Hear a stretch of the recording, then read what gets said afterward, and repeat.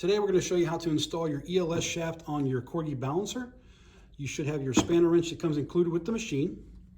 The first thing we're going to do is tap on our menu key, and then we're going to hit the lock icon. You can hear it lock, and you can also see the lock symbol.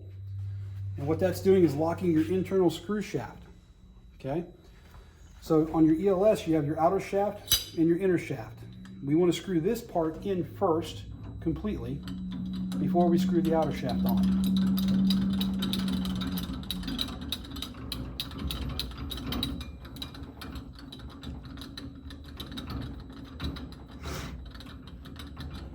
Once the inner shaft is pretty close, then we screw the outer shaft in.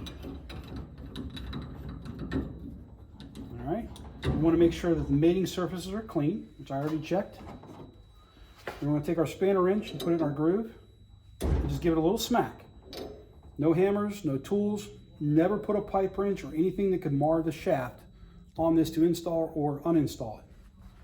When we're done, in this case, we got lucky and it automatically kicked off the lock.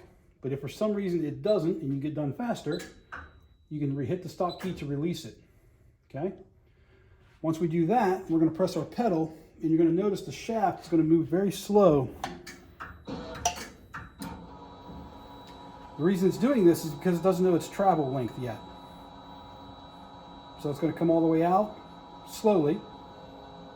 We're going to press the pedal again to go back in. You can tell it's sped up this time because now it knows where the end of the travel is.